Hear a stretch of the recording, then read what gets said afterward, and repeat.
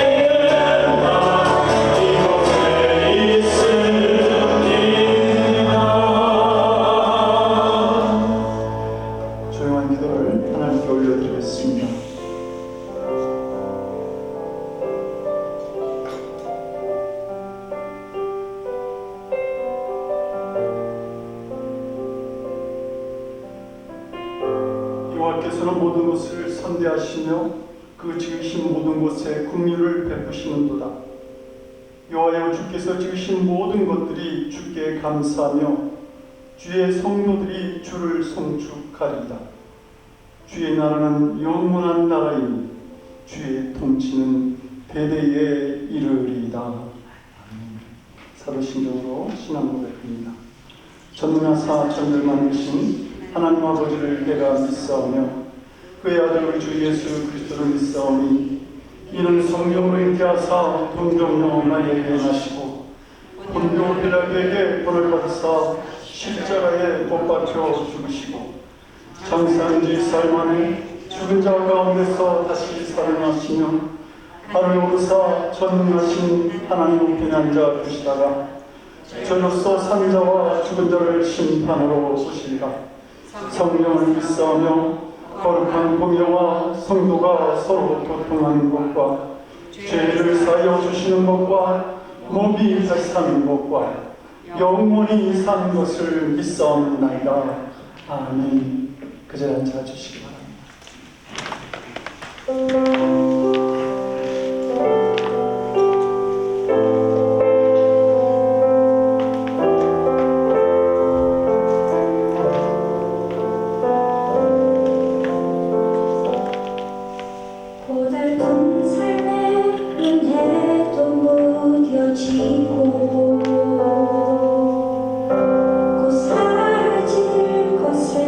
내 맘 두네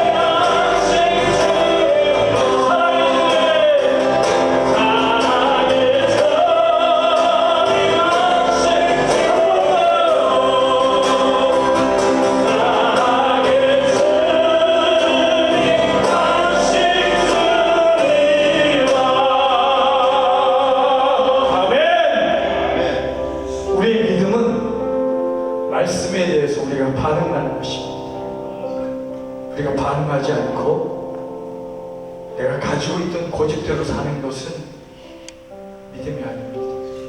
오늘 이 시간 예배 가운데 결단하기를 소망합니다. 주님 안에, 주님 안 말씀 안에 우리의 소망이 있습니다. 얽매였던 모든 과거가 주님 말씀 안에 반응할 때 우리의 괴로움과 눈물이 바뀔 것입니다. 아멘.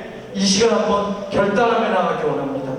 주님, 내가 믿음이 있다고 하지만 반응하지 못하고 결단하지 못하고 옛 모습을 가지고 이대로 나왔습니다. 오늘 기도할 때, 말씀을 들을 때, 찬양할 때 하나님, 성령님 내 안에 오셔서 내가 믿음으로 반응하게 하시고 결단하게 하셔서 주님의 온전한 모습을 원하시는 그 모습으로 나의 모든 슬픔과 한숨과 눈물을 바꾸실 주님을 기대하며 소망합니다. 우리 함께 기도하겠습니다. 고마우신 주님, 오늘도 주님의 그 능력 안에 제 삶이 있음을 고백합니다. 제가 결단하며 이제 반응합니다. 내가 믿음 있다고 말씀을 하지만 주님, 이제 그 주님 앞에 보이지는 못했습니다. 이 시간 나의 마음을 만져주시고 나의 생각을 정하여 주시고 결단하게 하셔서 내 안에 정하지 못한 모든 것들이 해결되게 하시고 공의로 나를 다스려 주시옵소서. 주여, 오늘 말씀 들을 때 나의 모든 삶의 문제가 해결되게 하시고 나의 한숨과 눈물이 바뀌며 소망으로 채워지는 역사가 우리 예배 가운데 나타나게 하여 주시옵소서. 주님의 얼굴을 봅니다. 주님의 말씀에 반응합니다. 위로의 주님을 찬양합니다. 주님 나와 함께 하여 주시옵소서.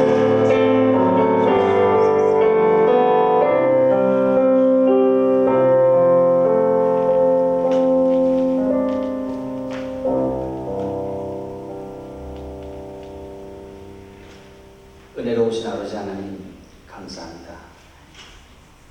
오늘도 저희들에게 귀한 주를 허락해 주시고 저희들이 세상의 것을 내려놓고 주의 전으로 나올 수 있도록 인도해 주시고 주님 앞에 이렇게 시간을 구분하여 예배드릴 수 있도록 해주시는 것 감사합니다. 저희들이 드리는 이 예배가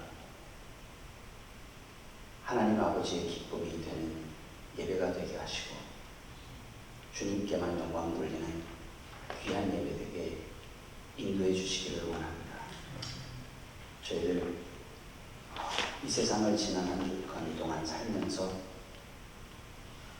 몸과 마음으로 나도 모르게 죄인인지라 본능적으로 지은 죄가 너무나 많습니다.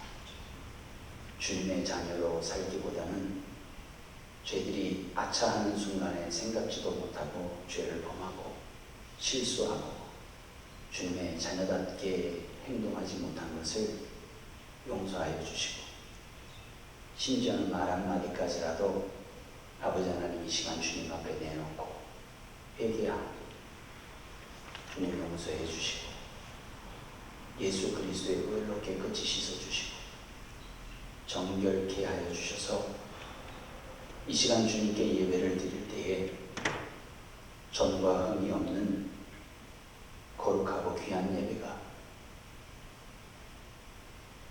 진심과 심령으로 온전히 주님께 드리는 예배가 될 수 있도록 인도하여 주시옵소서. 세상을 살다 보니 한숨이 나올 때도 많고 괴로워할 때도 많고 세상 것에 휘말려서 주님을 바라보기보다는 다가오는 밀려오는 파도 같은 세상의 문제들을 보며 어찌할 바를 모를 때가 너무나 많습니다. 저희들 눈을 들어 주를 바라보게 하여 주시옵소서. 나의 도움은 천지를 지으신 우리 주 여호와 하나님께로부터 온다는 것을 잊지 말게 하여 주시고 내가 내 머리로 얕은 생각으로 해결을 하려고 하지 말게 하시고 어떠한 일을 저희들이 당할 때에도 주님께 맡길 수 있게 하여 주시고 기도 드릴 수 있게 하시고 무릎 꿇게 하여 주셔서 주님이 주시는 지혜로 주님이 인도하시는 대로 나의 이익이나 나의 어떤 것을 생각지 않고 주님 앞에 순종할 수 있는 삶이 되게 하여 주셔서 순간순간마다 하나님의 영광을 드러내는 삶이 될 수 있도록 인도해 주시기를 원합니다. 저희들이 세상에 살면서 벌면은 얼마나 더 벌고 쓰면은 얼마나 더 쓰고 손해를 보면 얼마나 더 손해를 보겠습니까?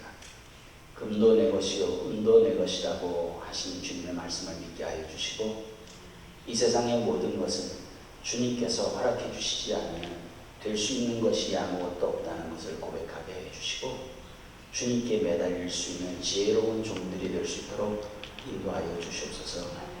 아버지, 세상을 바라보면 저희들에게는 기쁜 소식보다는 슬픈 소식이 더 많고 고민하게 하는 일들이 더 많고 저희들이 좌절하게 하는 그런 소식들이 더 많습니다. 그런 것에 귀를 기울이지 말게 하여 주시옵소서. 저희들이 주님의 말씀에 귀를 기울이게 하여 주시옵소서. 오늘도 주님의 말씀에 귀를 기울이기 위하여서 저희들 나와 주님을 찬양하며 예배를 드립니다. 주의 귀한 말씀이 우리 목사님을 통해서 선포될 때에 아멘으로 화답할 수 있게 하여 주시옵소서. 저희들의 심령과 골수를 쪼갤 수 있는 말씀이 되게 하여 주시옵시고 주님께서 우리 목사님께 성령을 충만케 하여 주심으로 인하여서 저희들이 이 시간에 하나님의 음성을 듣는 것과 같게 하여 주시기를 주님 간절히 바라옵고 원합니다. 또한 바라옵기는 아버지 하나님, 저희 성도님들 중에 육신이 연약하여 또 심령이 연약하여 힘들어하고 고생하는 분들이 계시지는 않습니까?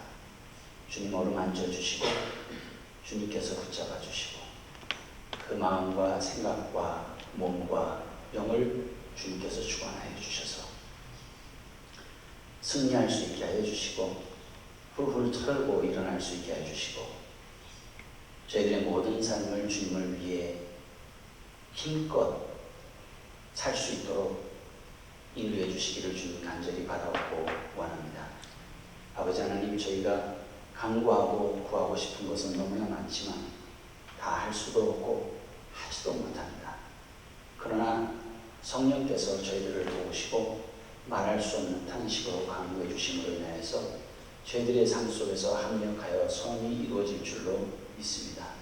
주님께서 항상 은혜 가운데 인도해 주시기를 간절히 바라며 이 예배 마지막 시간까지 지켜주시고 악한 영이 틈타지 못하게 하셔서 홀로 주님께만 귀한 영광 돌리는 예배 되게 하여 주시기를 간절히 바라며 예수님 이름으로 기도드립니다.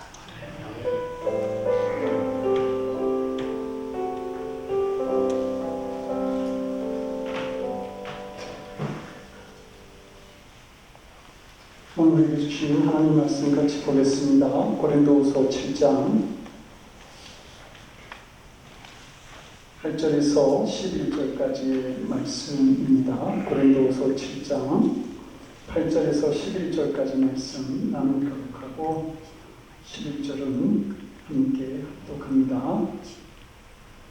그러므로 내가 편지로 너희를 근심하게 한 것을 후회하였으나 지금은 후회하지 아니하는 그 편지가 너희로 잠시만 근심하게 한 줄을 아니라 내가 지금 기뻐함은 너희로 근심하게 할 것이 아니라 오히려 너희가 근심으로 회개하게 하는 것이 아니라 너희가 하나님의 뜻대로 근심하게 된 것은 우리에게서 아무 해도 받지 않게 하려 함이라.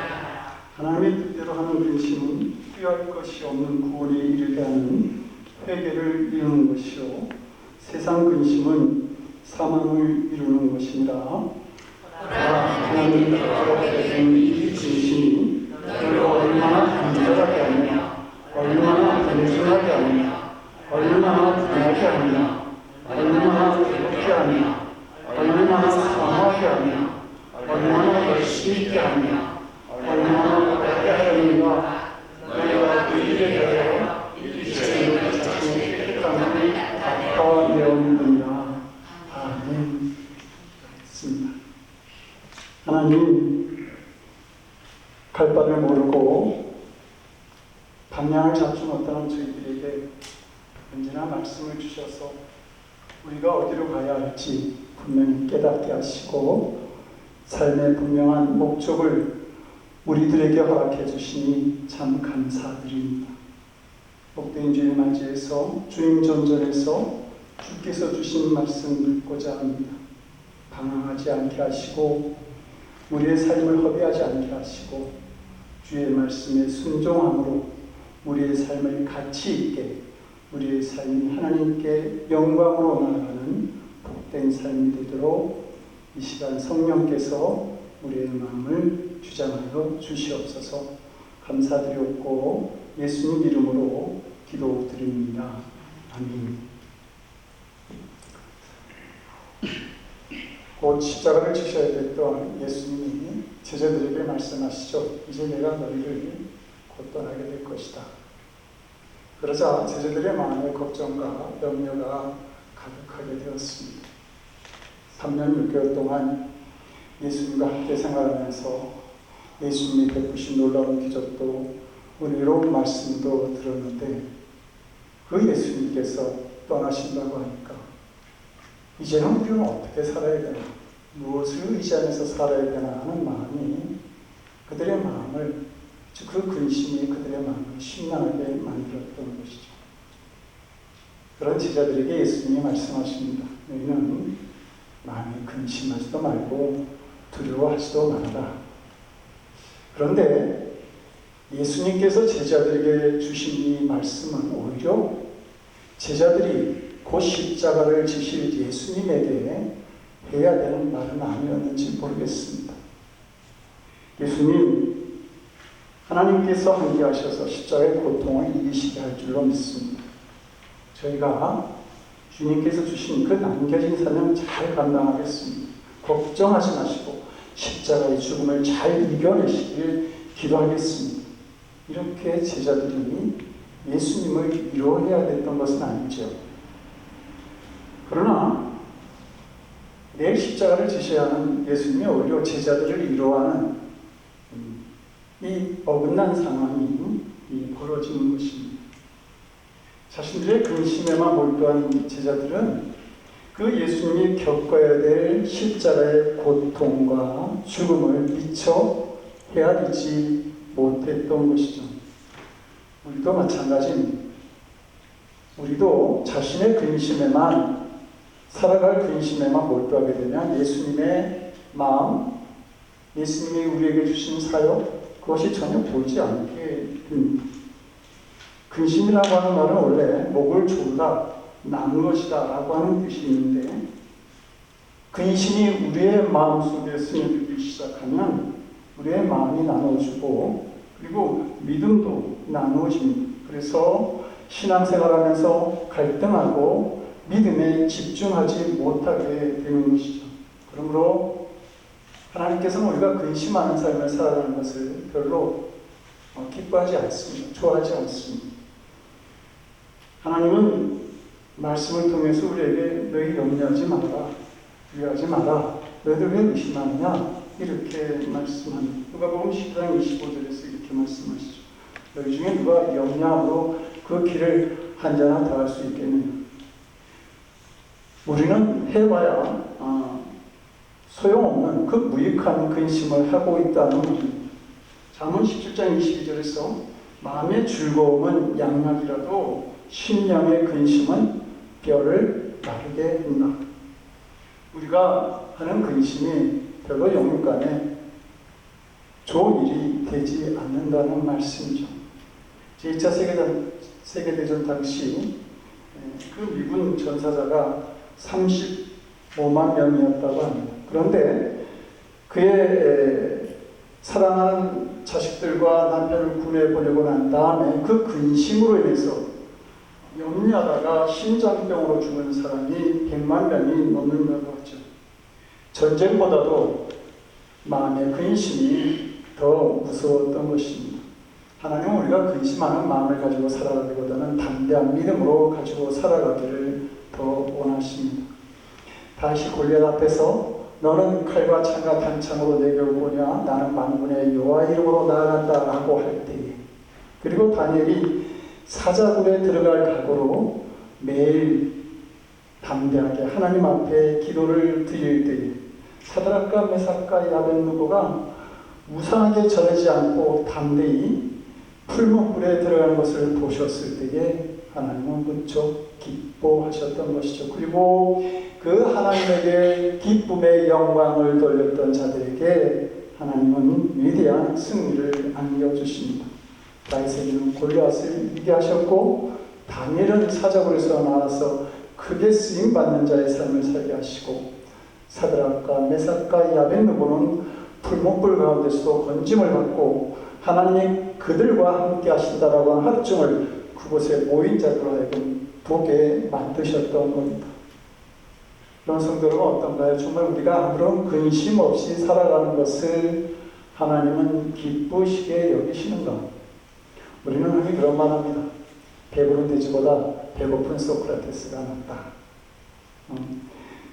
먹고 배부르면 그냥 아무 생각 없이 누워 잠만 자는 그런 동물보다는 그래도 근심하며 고민하는 인간이 낫다. 그런 뜻이겠죠. 아무 근심 없이 살아간다라고 하는 것은 어떤 의미에서는 인간이 아닐 수도 있다라고 하는 생각이 듭니다.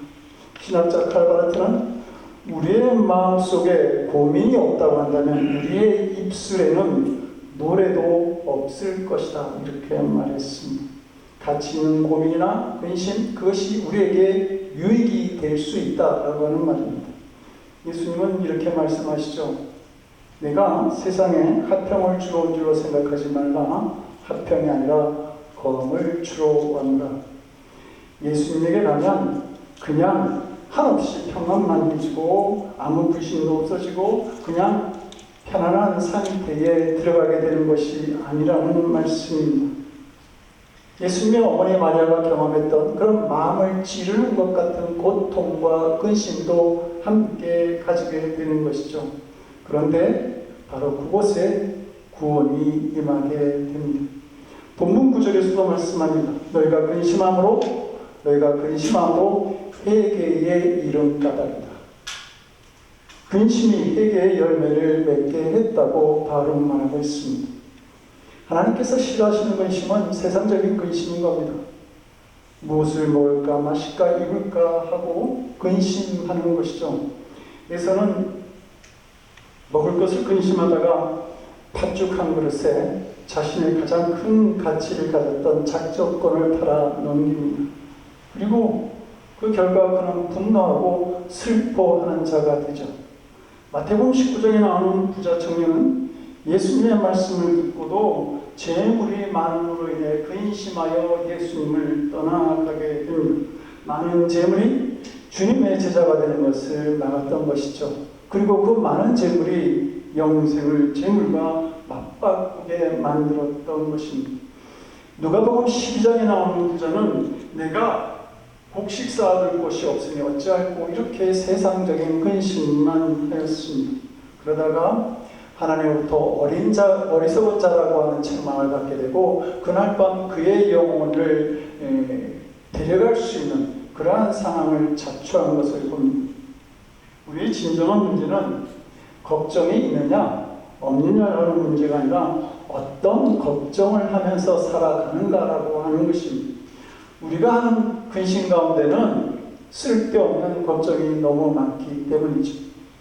미국의 포지티브 클럽이 우리가 하는 걱정 중에 쓸데없는 걱정 7가지를 정리하였는데 첫째는 지난 일에 대해서 걱정하는 것이고 두 번째는 있지도 않은 일에 대해서 걱정하는 것, 세 번째 자기 뜻대로 되지 않는다고 하는 걱정, 네 번째는 자기를 내세우려다 보니까 생기는 걱정, 다섯 번째 남을 믿지 못하여 하는 걱정이 있고 여섯 번째는 날씨 때문에 하는 걱정, 마지막 일곱 번째는 병들까봐 하는 걱정.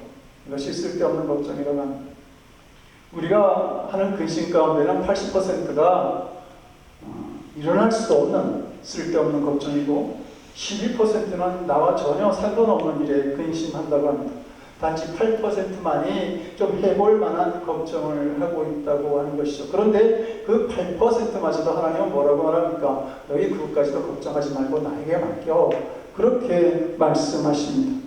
그래서 마태복음 6장 34절에서 그러므로 내일을 위하여 염려하지 말라. 내일은 내일이 염려할 것이요 한날의 괴로움은 그날로 족하니라 말씀하시는 것입니다. 하나님께서 결정하시고 하나님께서 해결하실 근심을 붙들고 살 필요가 없다. 그렇게 말씀하시는 것입니다. 우리는 무엇보다 하나님께서 기뻐하시는 근심을 할 수 있어야 합니다. 오늘 본문을 보면 고린도 교회들도 걱정을 했다, 근심을 했다라는 말씀이 있습니다. 그런데 바울은 그 근심을 너희 참 잘했다. 그 근심이 너희의 구원을 이루었고 그 근심이 너희를 깨끗하게 하였고 그 근심이 너희를 복되게 하였다고 바울은 말하고 있습니다. 우리의 구원을 이루고 우리의 영혼을 깨끗하게 만들고자 하는 그런 근심은 우리에게 필요하다는 말씀입니다. 고린도 교회는 사도 바울이 2차 전도여행 때 1년 6개월 동안 정말 심혈을 기울여서 많은 노력 끝에 설립된 교회입니다. 그런데 눈물로 세운 이 교회가 그 사도 바울이 떠난 후에 여러 가지 문제를 안게 됩니다. 아볼로파, 게바파, 바울파, 그리스도파 뭐 이렇게 나누어져서 분쟁이 일어나고 소송이 일어나기도 했습니다. 그리고 우상제물을 먹어야 되냐 마느냐, 또 예배는 어떻게 드려야 되느냐, 부활이 있는가 없는가, 과연 사도 바울이 사도권을 인정해야 되냐 마느냐 하는 이런 문제로 여러 가지 분쟁 속에 있었습니다. 큰 어려움을 겪게 되었던 것이죠.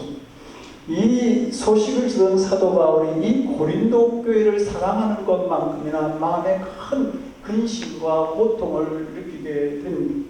그래서 바울은 그들을 사랑하는 마음으로 책망하는 편지를 써서 보내게 되죠.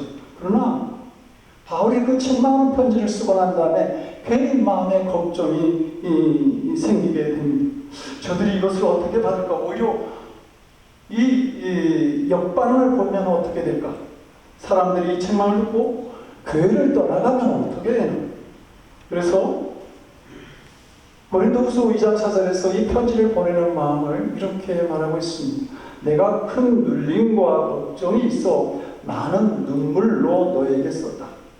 이는 너희로 근심하게 하려는 것이 아니고 오직 내가 너희를 향하여 넘치는 사랑이 있음을 너희로 알게 하려 합니다. 근데 감사하게도 이 고린도 교인들이 사도 바울의 책망을 잘 받아들이게 됩니다. 고린도 교인들은 사도 바울의 편지를 받고 자신들의 삶과 죄, 믿음에 대해서 근본적인 질문을 합니다. 그리고 이런 죄에 대한 근심이 결국 그들로 하여금 전인적인 온전한 회개를 이루도록 만들게 되죠. 그들은 애통했고 회개하였으며 다시 경건해지고 서로 화해하였습니다. 이것을 본 사도 바울이 9절에서 참 기뻤다 이렇게 말합니다. 그 눌림과 걱정, 그 거룩한 근심이 바울에게 기쁨으로 돌아온 것입니다.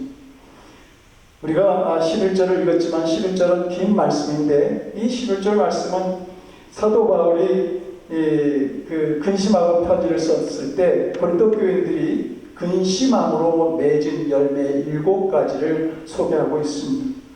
자신들이 잘못된 것들을 심각하게 받아들이고 이제는 그것을 바로잡고자 하는 간절함이 있었고, 두 번째는 자신들의 잘못을 인정하고 바울에게 겸손한 사과와 용서를 구하는 변명으로 교회의 부패와 대적하는 자들에 대하여 분노함으로 자신들의 죄를 보면서 하나님의 진노와 심판에 대해서 두려워함으로 자신들에게 희생으로 복음을 심어준 바울에 대한 사모함으로 바울의 교훈을 지키고 바울의 사역에 동참하기 위해 복음을 증거하는 열심으로 마지막 6번째, 복음에 합당하지 못하며 교회에 덕스럽지 못하고 하나님께 욕을 돌리는 사람들에 대하여 단호하게 책망하고 교회법에 따라서 벌함으로 고린도 교회들이 근심함으로 맺게 되는 7가지 열매를 보여주었던 것입니다. 믿음의 삶을 살아가는 우리들에게도 오늘날 우리들에게 이런 열정, 고린도 교회 성도들이 가졌던 이런 7가지 열정은 우리에게 필요한 줄 압니다. 사랑하는 성도 여러분들에게는 하나님께서 기뻐하실 만한 근심이 있는지요? 거룩한 근심의 대표적인 것이 죄로 인한 근심입니다. 그러나 엄밀한 의미에서는 죄로 인한 근심에도 세상적인 근심이 있고 거룩한 근심으로 나눌 수 있습니다. 죄는 사람을 근심하게 만들죠. 그런데 대부분의 사람들이 죄에 대해서 근심하는 것이 무엇이냐면 죄 자체에 대해서 근심하는 것이 아니라 죄로 인해서 나타나는 결과만을 가지고 근심한다고 하는 것입니다. 이 차이는 굉장히 중요한 문제를 발생시킵니다. 죄에 대해서 근심하는 것은 거룩한 근심이지만 죄로 인해서 나타나는 결과와 형벌만을 가지고 근심하는 것은 세상적인 근심이기 때문입니다. 그럼 여러분들은 죄 자체에 대해서 근심하십니까? 복된 자리에 있는 사람입니다. 아니면 죄 자체가 아니라 그 죄로 인해서 오는 형벌, 그 결과에 대해서만 근심하고 계시는지요? 하나님의 사람은 죄 자체에 대해서 두려움을 가지게 됩니다. 그래서 죄 짓는 자가 되는 것을 두려워하죠. 그러나 사탄은 죄 자체에 대한 두려움이 아니라 들켜서 책망받고 들켜서 비난받는 것을 두려워하게 만듭니다. 이런 근심은 회개에 이르게 만들지 못합니다. 하나님의 국민하심을 얻지도 못하게 만드는 것이죠. 다시 하나님 앞에 죄를 지었습니다. 간음을 한 것입니다. 그런데 처음에는 다시 그 죄를 두려워한 것이 아니라 자신이 저지른 죄가 다른 사람들에게 알려질까봐 두려워하였습니다. 그래서 들킬 것 같은 두려운 마음에 밧세바의 남편 되는 우리아를 전장에서 모략을 꾸며서 죽이게 됩니다. 그 결과 어떻게 됩니까? 하나님께서 큰 진노를 그에게 나타내십니다. 하나님의 책망을 받은 다윗이 깨닫게 되죠. 죄를 지었다는 그 자체에 대해서 회개하기 시작한 겁니다. 그래서 시편 51편 7절에서 우슬초로 나를 씻겨주소서 나의 죄를 사하여달라고 기도했습니다. 그리고 그 후 11절에서는 이렇게 말하죠. 성령을 내게서 거두지 마옵소서. 자신 안에 거하시는 성령을 통해서 자신이 죄에 대해서 민감한 자가 되기를 원했던 것입니다. 죄 자체를 두려워하고 죄에 대해서 민감함으로 이제 죄를 짓지 않는 자리에 있기를 간절하게 기도했던 것입니다.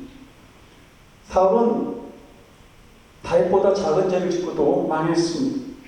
왜 그렇게 된 것일까요?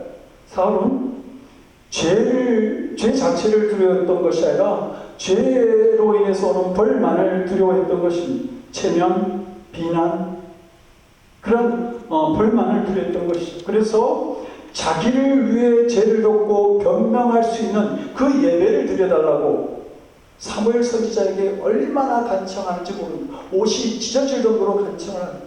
그런데 그 죄로 인해서 오는 벌만을 두려워했던 사울은 결국 망하고 맙니다. 가인도 그러지 않았습니까? 하나님께서 아벨의 제사만 받고 자신의 제사를 받지 않았을 때 가인은 근심합니다. 그러나 자신이 저지른 잘못에 대해서 근심한 것이 아니라 자신의 제사가 받아들여지지 아니한 것만을 가지고 그는 근심하죠. 그래서 결국 아벨을 죽입니다. 그리고도 내 아우 아벨이 어디 있느냐라고 물으시는 이 하나님의 질문에 대해서 내가 내 동생을 지키는 자니까 라고 그렇게 변명하고 항변하는 것을 볼 수 있습니다. 하나님으로부터 벌을 받고 매우 쫓기면서 그는 사람들이 나를 죽이면 어떻게 됩니까? 하는 그런 근심만 하죠. 동생을 죽였다는 것보다 사람들이 나를 죽이면 어떻게 되느냐라고 하는 그 결과만을 가지고 가인은 두려워했던 것입니다. 성도 여러분들은 죄로 인해서 근심합니까? 아니면 죄의 값으로 인해서 근심하십니까? 하나님의 복을 받을 사람은 죄를 두려워하되 죄의 결과에 대해서는 담대할 수 있어야 합니다. 히브리서 12장 8절은 말하지 않습니까? 징계는 다 받는 것이거늘 너에게 없으면 너희는 사생자고 친아들이 아니다. 죄로 인해서 받는 징계가 있다고 한다면 두려워 말고 오히려 기뻐할 수 있어야 합니다. 고난 중에 있던 욥이 말하지 않습니까? 볼지어다 하나님께 징계받는 자에게는 복이 있다. 이런 고백을 하게 될 때에, 욥이 이 고백을 하게 될 때 그는 오히려 하나님의 긍휼하심과 도우심을 크게 받았음을 욥기 마지막 장에서 기록하고 있습니다. 성도 여러분, 우리가 하는 근심이 하나님의 뜻대로 하는 그런 근심이기를 원합니다. 내가 아직도 버리지 못하고 희생하지 못한 것은 무엇인지, 죽어야 할 나의 자아는 여전히 살아서 내 주관대로만 하려고 하는 것은 없는지, 전도와 기도, 교회 생활에 부족함은 없었는지, 더 사랑하지 못한 것은 없었는지, 더 큰 십자가를 져야 되는데 그것을 미처 지고 있지는 못한 건 없는지 근심할 수 있기를 바랍니다. 이런 근심과 열심이 세상을 이기고 평화를 누리는 하나님의 자녀된 삶을 살아가게 하는 줄로 믿습니다. 십자가를 앞두시고 겟세마네 동산에 오르신 그 예수님, 그 기도하시는 예수님의 모습을 마태복음 26장 38절은 이렇게 묘사합니다. 고민하고 슬퍼하사 이에 말씀하시되 내 마음이 심히 고민하여 죽게 되었다. 매우 고민하여 죽게 되었다. 하나님의 뜻을 자신에게 비춰보면서 예수님은 지금 고민하고 있는 것입니다. 이렇게 죽을 것만 같은 고통스러운 고민이 예수님으로 하여금 십자가를 지시고 온 인류를 위한 구원을 성취하시는 그리스도로 만드신 것입니다. 본문 10절은 말씀합니다. 하나님의 뜻대로 하는 근심은 후회할 것이 없는 구원에 이르게 하는 회개를 이루는 것이요 세상 근심은 사망을 이루는 것입니다. 구원이라고 하는 말은 지옥으로부터 하나님 나라로 옮겨진다라고 하는 뜻도 있지만 히브리어로 된 구원 쇼조는 병든 것을 낫게 하고 망한 자리에서 일으키신다라고 하는 뜻도 있습니다. 우리가 하나님의 뜻대로 근심하게 되면 하나님께서 직접 내 삶에 개입하셔서 풍파도 잔잔하게 하시고 내 삶의 문제를 해결해 주시는 은혜도 누릴 수 있게 되는 것입니다. 느헤미야는 페르시아로 끌려갔던 느헤미야가 자기의 조국 그 예루살렘 성이 불타고 황폐해진 것에 대해서 근심하죠. 얼굴에 수심이 가득 찬 그 모습으로 생활을 합니다. 그 모습을 보신 하나님께서는 페르시아의 아다닥스 왕을 통해서 이 느헤미야가 조국으로 돌아가서 예루살렘 성을 새롭게 건축할 수 있는 그러한 길을 허락해 주신 것을 볼 수 있습니다. 베드로는 예수님을 부인하고 저주했지만 주님의 말씀을 따라서 근심했기 때문에 하나님 앞에서 회개하고 구원을 얻고 새로운 사도의 길을 걸어가게 됩니다. 그러나 유다는 자기 생각대로 인간적인 방식을 따라 근심했기 때문에 현실 앞에서 후회만 하다가 결국 멸망하고만 합니다. 지난주 설교에 아직 용서하지 못하고 자비를 베푸지 못한 이웃이 있음을 발견하고 찜을 받았다는 성도의 고백을 들었습니다. 거룩한 근심, 그 근심이 회개와 구원의 열매를 맺게 할 것입니다. 바라기는 우리의 근심이 너무 늦은 고민이 되지 않기를 바랍니다. 예배를 시작하기 전에 김정은 집사님이 안내를 하시다가 저 뒤에 교회 문을 닫으시는 모습을 보았습니다. 근데 문득 그때 제 머리에 그런 생각이 드는 건 내 인생의 문이 닫힐 때 나는 어떻게 하나님을 바라볼 수 있겠는가?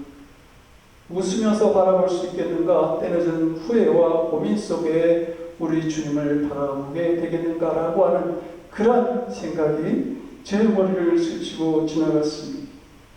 누가복음 16장을 보게 되면 부자와 거지 나사로의 이야기가 나옵니다. 부자는 세상 살 때에 왕이 입는 고급 옷을 입고 날마다 잔치를 벌이며 살았습니다. 그리고 그 부자의 집 앞에는 가난한 거지 나사로가 살고 있었던 것이죠. 어느 날 그들은 모두 죽어서 나사로는 아브라함의 품에, 그리고 부자는 음부로 내려갑니다. 그리고 음부에 내려간 부자가 이렇게 부르짖습니다. 아버지 아브라함이여 나를 긍휼히 여기사 나사로를 보내어 그 손가락 끝에 물을 찍어 내 혀를 서늘하게 하소서. 내가 이 불꽃 가운데서 고민하나이다. 내가 이 불꽃 가운데서 고민하나이다. 근심해하는 때를 놓친 부자가 너무 늦은 고민을 지금 불꽃 가운데서 하고 있는 것입니다. 바울은 두 번째 감옥에 갇혔을 때에 첫 번째와 뭔가 다르다라고 하는 것을 느끼게 됩니다. 사람들이 자신의 곁을 떠나는 것을 보면서 그런 외로움을 느끼죠. 겨울을 앞둔 감옥은 추웠고 그의 몸은 쇠약해져 갔습니다. 그런 상황에서 바울은 자신에게 죽음이 가까웠다고 하는 사실을 알게 됩니다. 그리고 믿음의 아들인 디모데에게 편지를 씁니다. 이 유언과 같은 이 마지막 편지에서 그는 디모데후서 4장 7절에서 이렇게 말합니다. 나는 선한 싸움을 싸우고 나의 달려갈 길을 마치고 믿음을 지켰노라. 죽음을 앞둔 이 노쇠한 신앙의 고백에서 이 세 가지를 잘 마치기 위해서 선한 싸움을 싸우고 달려갈 길을 마치고 믿음을 지키는 이 일들을 잘 마치기 위해서 그는 얼마나 많은 고민과 근심을 했을까 하는 질문을 던지게 됩니다. 그런데 그 다음 절 말씀에서 그는 이렇게 말하죠. 이제 후로는 나를 위하여 의의 면류관이 예비되었으므로 주 곧 의로우신 재판장이 그날에 내게 주실 것이다. 사랑하는 성도 여러분, 성도 여러분들의 삶에, 우리 성도들의 삶에 이보다 더 귀한 승리의 노래는 없는 줄로 압니다. 성도 여러분, 여러분들이 하는 근심이 잘 사는 삶, 자신의 체면을 세우는 삶을 위한 근심이 아니라 바르고 깨끗한 거룩하고 진실된 삶을 위한 근심, 복음의 확장과 하나님 나라의 성취를 위해서 근심하는 삶을 살아갈 수 있기를 바랍니다. 나는 무엇을 버렸는가? 나는 무엇을 희생하지 못했는가? 나는 무엇을 포기하지 못했는가? 하고 말입니다. 도종하는 그의 시 흔들며 피는 꽃에서 말하면 흔들리지 않고 피는 꽃이 어디 있으랴? 젖지 않고 피는 꽃이 어디 있으랴? 바람과 비에 젖으며 꽃잎 따뜻하게 피었나니 젖지 않고 가는 삶이 어디 있으랴? 흔들리고 바람과 비에 젖는 근심은 누구나 할 수 있죠. 문제는 무엇을 근심하였느냐 하는 것입니다. 가치 있는 일을 위해서 근심할 때, 거룩한 일을 위해서 근심할 때에 우리가 잘 아는 로마서 8장 28절의 말씀처럼 우리가 알거니와 하나님을 사랑하는 자, 곧 그의 뜻대로 부르심을 입은 자들에게는 모든 것이 협력하여 선을 이루게 하시는 하나님의 은혜 가운데 살아가는 놀라운 은총의 삶을 살아가게 되는 줄로 믿습니다. 하나님의 뜻대로 하는 근심을 통해서 주님의 인도하심을 받고 하나님의 은혜를 경험하는 삶을 살아가는 우리의 사랑하는 푸른 교회 성도들이 될 수 있기를 주님의 이름으로 간절히 축원드립니다. 기도하시겠습니다. 전능하신 하나님, 우리가 주님의 이름으로 근심하는 자들이 되기를 원합니다. 그리하여 주님 주신 사명을 더 크게 감당하며 세상 근심을 잊어버리고 덕분 주님의 은혜와 기쁨에 참여하는 자들이 될 수 있도록 그러한 삶을 살아갈 수 있도록 주님 우리와 함께 하여 주시옵소서. 이제는 우리의 참된 생명이 되시는 우리 주 예수 그리스도 이름 받들어 간절히 기도드리옵나이다. 아멘. 찬송가 442장 찬송하시고 3절에 일어나서 찬양하겠습니다.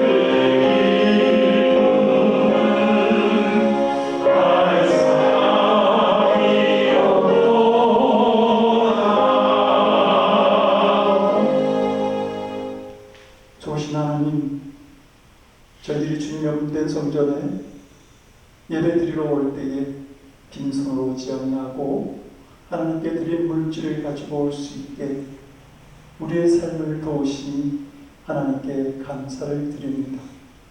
우리가 하나님께 예배드리면서 하나님께서 나에게 허락하신 것을 발견하는 시간이 되게 하시고 우리의 마음의 중심을 다해서 과부의 두 랩돈처럼 이 물질을 드릴 수 있는 믿음을 허락해 주시옵소서. 그리고 그 믿음을 축복하시는 하나님의 은혜 가운데 살아가는 사랑하는 성도들 되도록 주여 도와 주시옵소서. 하나님 아버지, 물질을 그 믿음으로 물질을 드린 하나님의 사랑하는 성도들 기억하셔서 저들이 하나님께 간구하는 것 그 무엇이든지 하나님의 은혜 가운데 풍성하게 허락하시며 하나님의 영광을 위해 살아가는 저희들의 삶이 되도록 주님 우리를 도와주시옵소서. 사용되어지는 물질 속에서도 그리스도는 예수님은 나의 그리스도요 주이십니다라고 하는 이 복음의 말씀들이 곳곳에 전해지는 곳에 사용되어지도록 하나님의 은총을 나타내는 곳에 사용되어지도록 주님 은혜로 함께하여 주시옵소서. 감사드렸고 우리 주 예수 그리스도를 받들어 간절히 기도드리옵나이다. 아멘. 그 소식을 전해드리겠습니다. 오늘 생일맞이하시는 분이 있습니다. 축하드리고요. 우리 문현상 사모님 축하드립니다. 홀로 외롭게 영광받기도 하고 외롭기도 하신데 우리가 다음에는 좀 풍성하게 다른 분들과 함께 축하하는 요일이 됐으면 좋겠습니다. 우리 다음 주 홍성호 성교사님, 필리핀 홍성호 성교사님 모셔서 말씀 전해 주시겠습니다. 선교지 성교 현황 보고 함께 말씀을 함께 나누도록 하겠습니다. 우리 금주는 박복교 박현수 권사님 가정입니다. 두 분의 영육간의 건강함을 위해서 또 자녀들이 이 두 분에게 좋은 소식을 전할 수 있는 자녀들의 삶이 있을 수 있도록 위해서도 함께 기도해 주시기 바랍니다. 이제 우리 다 같이 나셔서 주기도문 찬양과 축도를 마치겠습니다.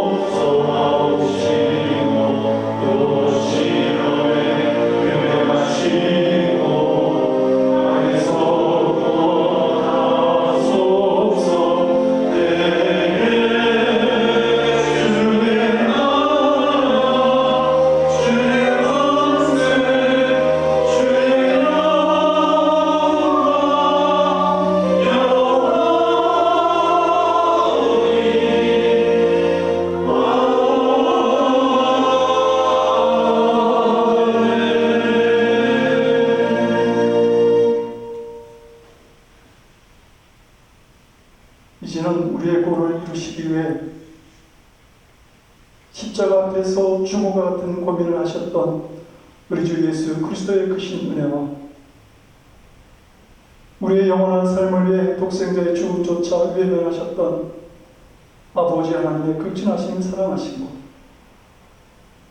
죄악된 세상을 분별하게 하심으로 거룩한 삶으로 우리를 인도하시는 성령님의 감화감동 우리 안에 교통하시고 역사하시는 놀라우신 은총이 주님의 나라를 위한 거룩한 근심을 가지고 살아가기를 원하는 사랑하는 성도들 머리 위에 저들의 삶과 가정과 일터와 드리는 기도이 그리고 낯선 땅에서 복음 사역을 위해 땀과 눈물을 흘리며 수고하시는 선교사님들 위해 지금으로부터 영원토록 함께하옵시기를 간절히 축원드려옵나이다. 아멘.